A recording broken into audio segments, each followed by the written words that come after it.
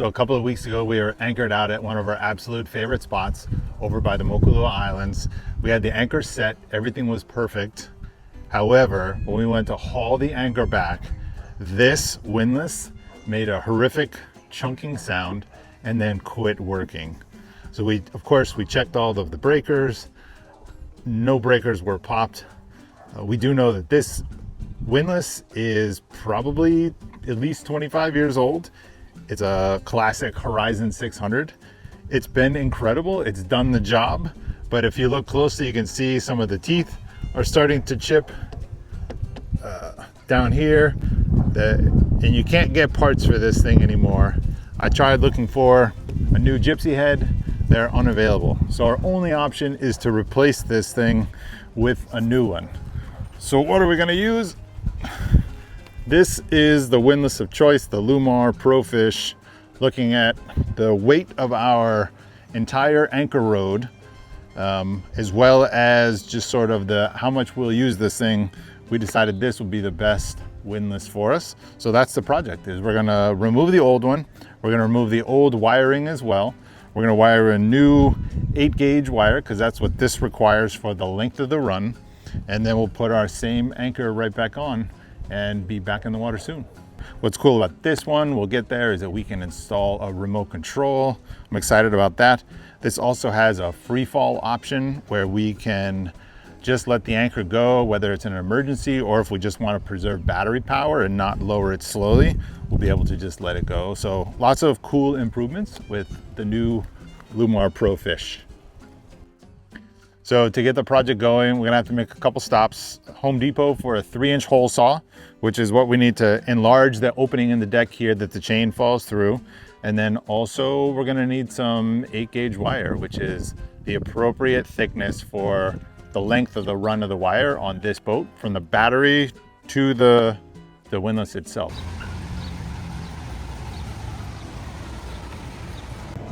On the wires.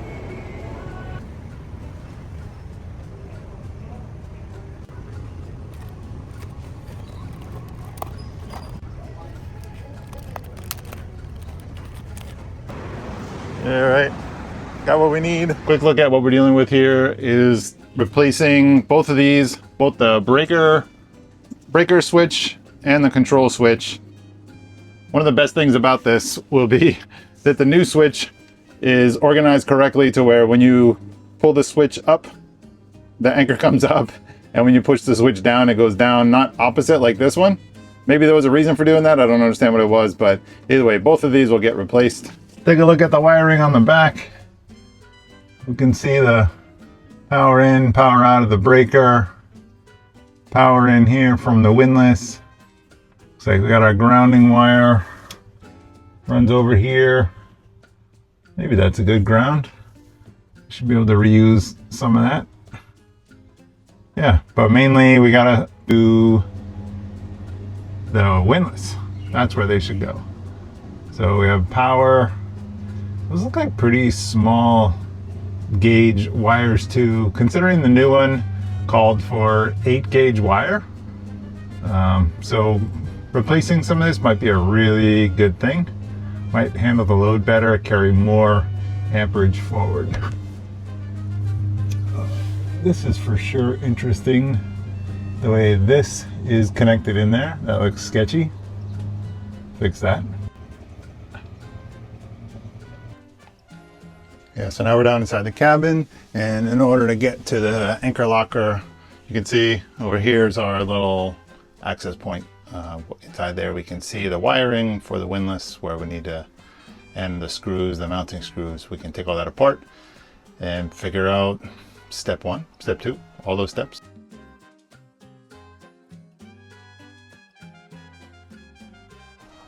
Okay, so we're working on power. So first things first is to disconnect the power from the battery so we don't fry anything.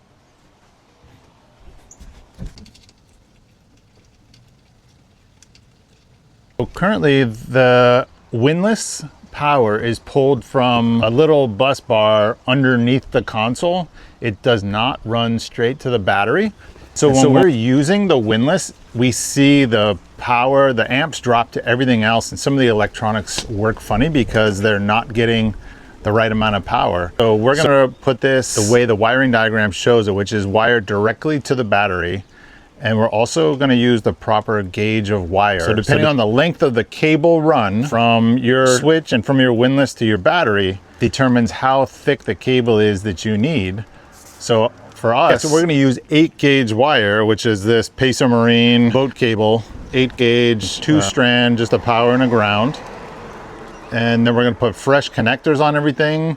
Everything will be shrink wrapped, heat shrink, so that the cable will just prevent as much moisture from getting into it as possible. But that should make our wiring job way more secure, and we should hold all the amps we need from the battery to the switch and then to the windlass. Yeah, so pulling this stuff out of the box, first part, which is, this is new for me. I've never worked with a contactor before, but as the power comes from the battery, it'll go first to our circuit breaker.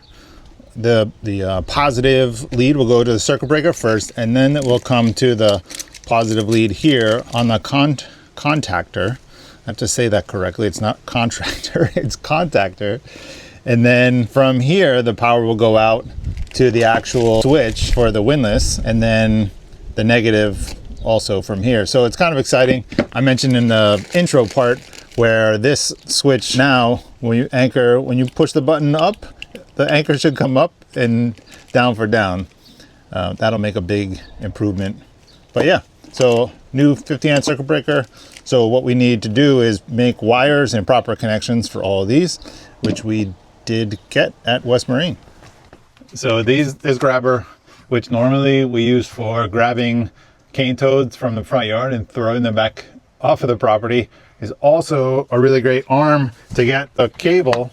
We're running the new cable. It's got to go underneath the gunnel and up through. So I can see it all the way in the back.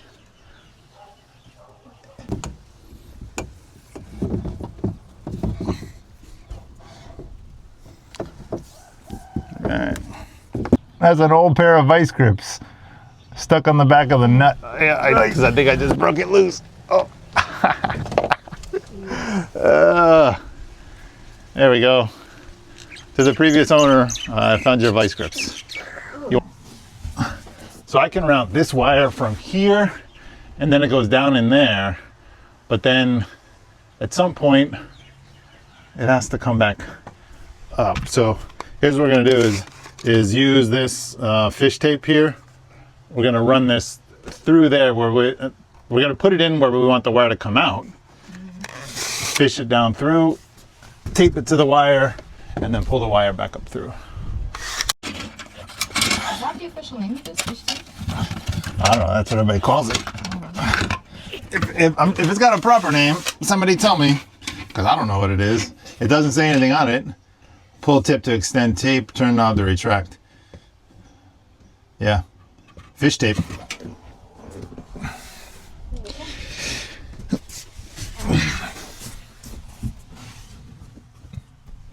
Oh, look at that. It came right through exactly perfectly. It's gonna be a great day. So now I should just be able to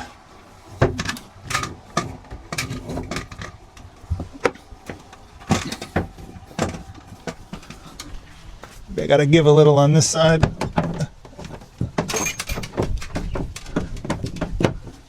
Yeah. So these are both totally disconnected. Now I'm just gonna pull them out, and like we're saying, hopefully we don't have to cut any holes to mount the new ones. Hopefully they just go right in. Where are they? Let's see. Oh shoot, it's a much smaller switch. Oh boy, that sucks. That's not a good sign.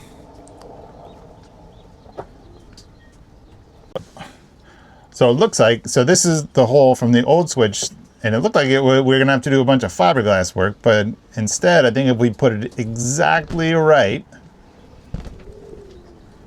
all we have to do is fill those holes, polish it up a little bit, and we've totally covered the old hole. That's exciting. Uh-oh. Oh, there we go. Not too bad. Not in bad shape, but definitely going to switch this out for the new one.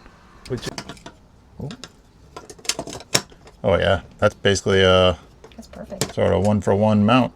So while the switches are off, I'm going to use some Aguirre's one-step compound just to clean this up so that we get a nice flat surface or a nice clean surface. Then we'll go through and fill all these holes. There's no wax in this, it's just cleaner. So we're not leaving any wax that would prevent the hole filler from adhering. So this is what it looks like after our first cleaning. Then we're going to take the drill bit and clear out all these holes so that there's fresh wood for the resin, the gel coat resin we're going to use to plug them. It can stick directly to the wood. Okay, so the goal here is just to take out this discoloration. Oh, really, it's the original color of the gel coat on the console, and then it's the faded section there. So the goal is we're going to wet sand it a little bit to blend that in a little bit. It's not going to make it perfect, but it will make it better. Then we'll come back with a rubbing compound and polish it back up again.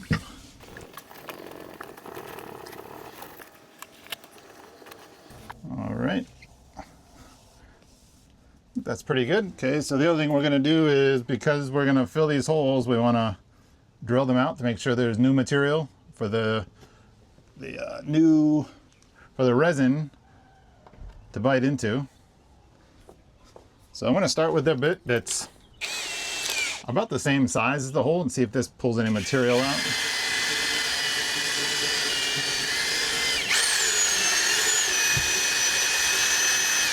That's what I want. Okay, we're back. So I want to share with you guys what I'm using. This is from Spectrum Color. They will provide you this gel coat patch paste repair kit. I really like it. It's because it's color matched perfectly.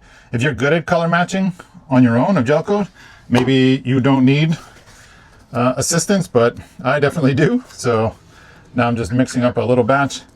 I've already put in the MEK. So just get it mixed in here nicely so that this stuff lights off quickly. We'll smush it into those holes and hopefully it will harden up fairly quickly so I can wet sand it. Oh, I can feel a tiny bit of heat already. That's magnificent.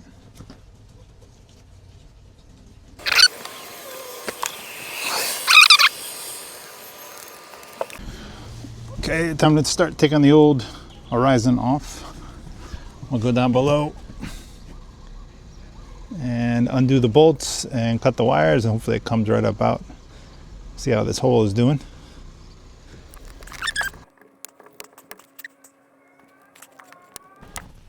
So it looks like mounting bolt. And that's it, just 2 mounting bolts.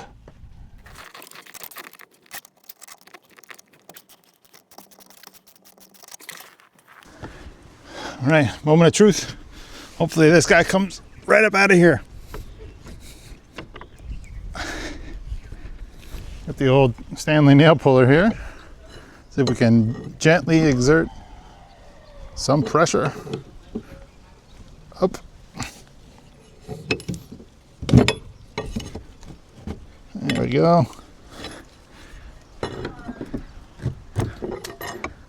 It's funny, they say in the instructions for the new Windlass, they say, hey, if you don't need all this bolt, trim it off.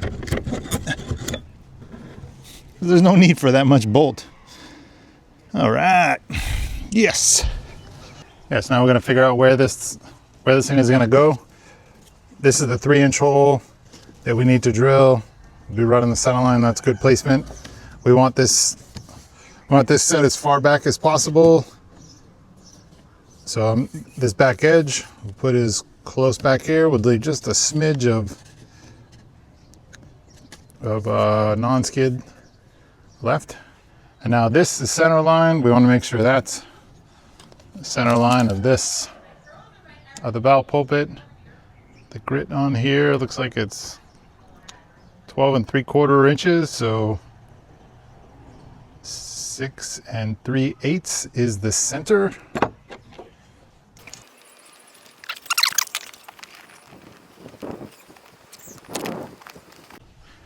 So notably here, you're supposed to drill out with a 3/8 or a 10mm drill bit here, here, and here.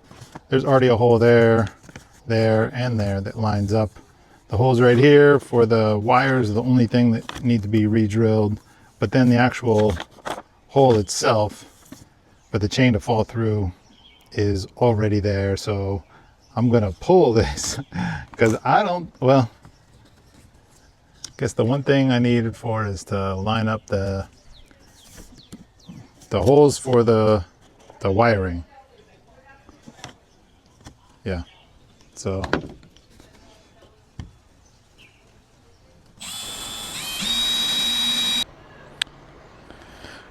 this is the stud that goes in. Just gonna thread it down in there, and we'll put a wrench on it to tighten it up.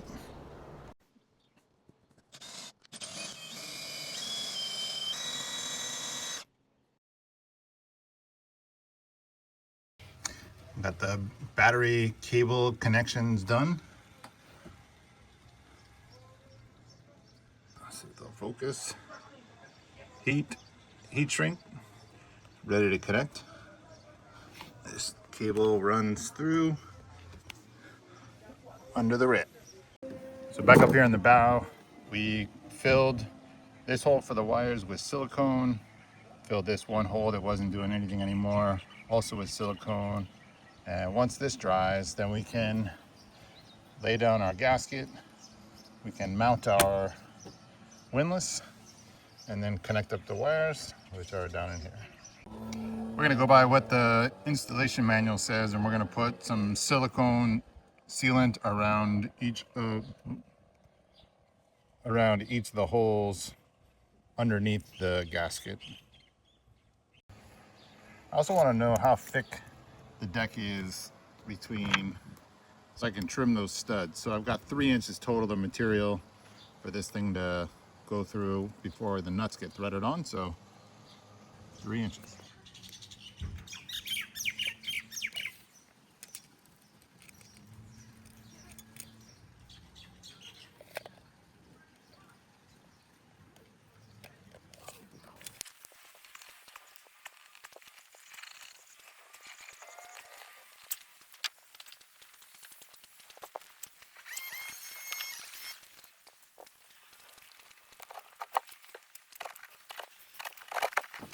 So to connect the 8-gauge wire that comes straight from the switches in the console out here, so this is 8-gauge wire, this looks like it's 10 or maybe 12, banking on 10. I'm using this conversion shrink fitting here. So one side is for the 8-gauge, the other side is smaller and for the 10-gauge. So this is the proper way to step down your gauge from one side to the other.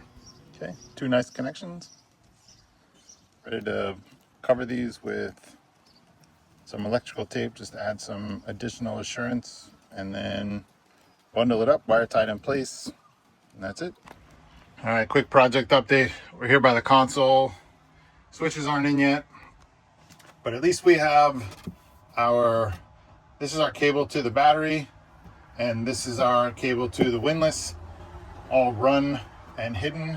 So now it's just a matter of hooking up the switches, well, the single switch, hooking up the contactor and the breaker. Okay, so I've got everything laid out, how it's going to be installed, double checking it against the wiring instructions. So starting at the battery, positive terminal comes into the circuit breaker. So I've got a ring terminal where it comes in, 8-gauge, ring terminal where it comes out, right? And then we go over into the contactor. So ring terminals for connecting it, ring terminal for where it goes out to the windlass, back from the windlass through the negative, another ring terminal, and then these are for the switch. 3 of them connect to the back, and these are for where it will attach. 2 of them attach onto these bladed connectors, and then one of them will, this one here goes to directly to the battery. So that's it. Okay, so we just hooked up the cables in the back. You can see this is the new battery cable. Sorry, this is the new cable straight from the battery up to the windlass, to the controls. So it comes in, hooked it here to our starboard battery, house battery. Should be good. Okay, we're hitting final steps here. So already got the chain up through the new windlass. Now it's time to reinstall our anchor. Mouse it in place. Power's hooked up, so we should be good to go after this. Yes, I'm putting this upside down on purpose.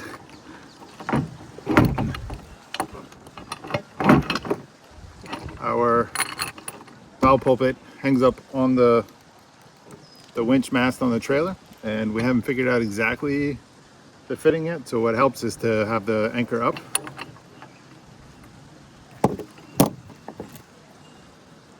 We won't leave it like this forever. It's just temporary.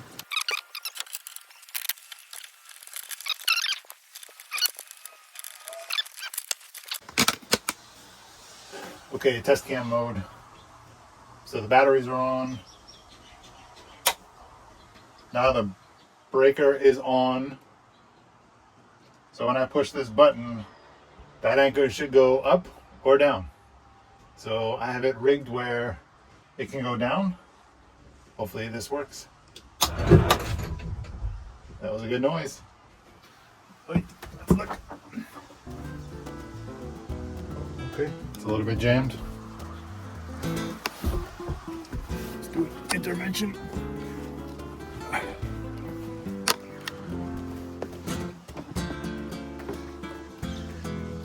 Okay. That wasn't supposed to happen. Time to lock it down.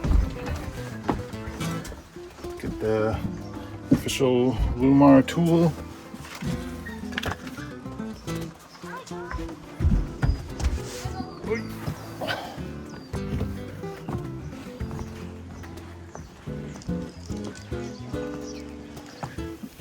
Okay.